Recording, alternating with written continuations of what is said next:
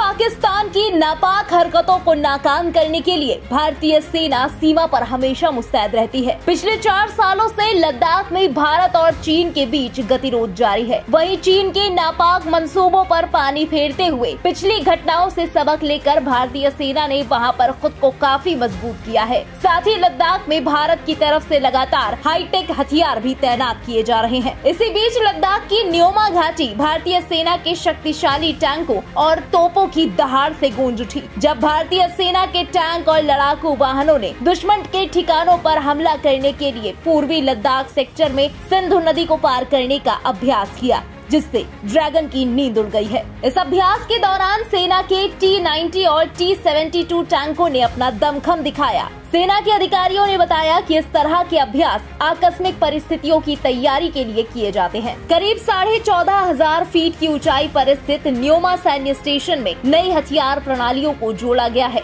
जिनमें धनुष, made in India howitzer भी शामिल है। इसके अलावा इनमें M4 क्विक रिएक्शन फोर्स वाहन और सभी टेरन वाहन भी शामिल हैं। भारतीय सेना के लड़ाकू वाहन, टैंक, तोप और कॉम्बैट व्हीकल्स ने अभ्यास के दौरान पूर्वी लद्दाख की सिंधु नदी को पार कर अपना पराक्रम दिखाया।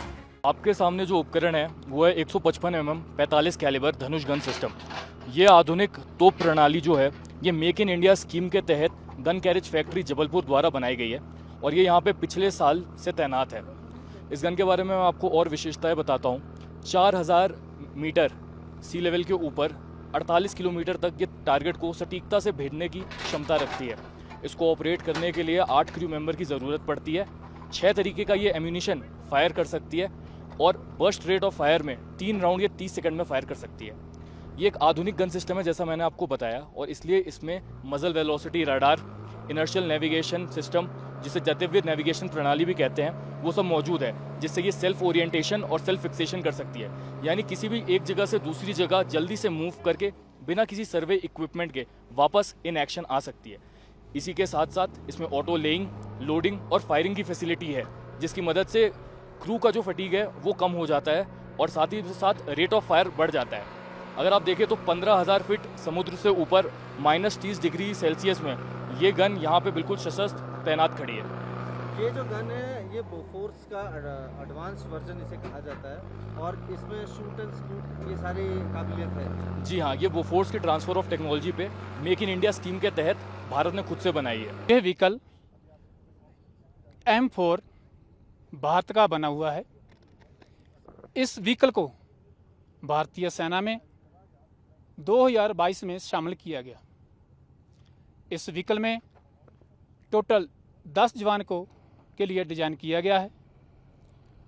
इस व्हीकल में 8 फायर पोर्ट दिए गए हैं, जिसके द्वारा जवान अपनी सुरक्षा रखते हुए कारगर फायर कर सकता है।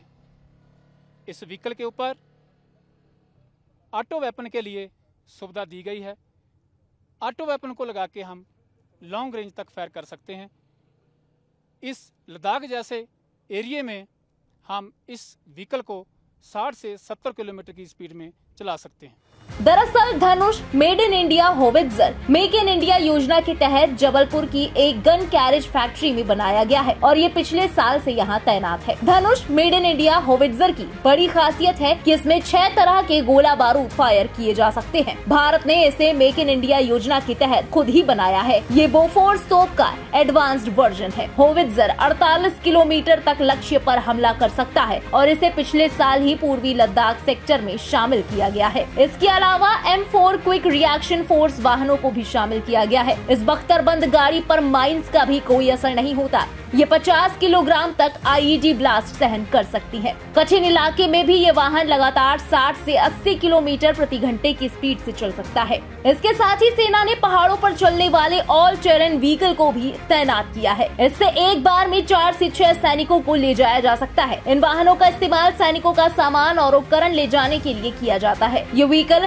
ज्यादा ऊंचाई वाले क्षेत्रों में भी काम करने में सक्षम है। 2020 में गलवान में चीनी सैनिकों से झड़प के बाद पहली बार इस वाहन को तैनात किया गया है। गौरतलब है कि भारत और चीन के बीच सैन्य गतिरोध के चलते भारतीय सेना आपातकालीन स्थितियों से निपटने के लिए पूर्वी लद्दाख सेक्टर में लगातार नए उपकरण और हथियार तैनात कर रही है और इसी कड़ी में भारतीय सेना ने न्योमा सैन्य स्टेशन पर नए लड़ाकू टैंक, तोप और आर्म्ड व्हीकल तैनात किए हैं। ये सभी नए उपकरण सेना को LAC के पार चीन की गतिविधियों पर नजर रखने में मदद कर रहे हैं। आपको बताते चले कि भारतीय सेना दुनिया की उन चुनिंदा सेनाओं में से एक है जो 16,000 फीट तक की ऊंचाई पर और बड़ी संख्या में टैंकों का संचालन करती है। वहीं लद्दाख में ऐसा अभ्यास कर भारतीय सेना ने दिखा दिया है कि वो किसी भी मोर्चे पर दुश्मन को पटखनी दे सकती है। भारतीय सेना का ये युद्धाभ्यास चीन और पाकिस्तान जैसे दुश्मन देशों के लिए एक चेतावनी है कि अगर भारत की तरफ आंख उठाने की हिमाकत की तो तबाह कर दिए जाओगे। बहरहाल इस खास खबर में बस इतना ही। देश और दुनिया की तमाम खबरों के लिए सब्सक्राइब करें इंडिया पब्लिक खबर के YouTube चैनल को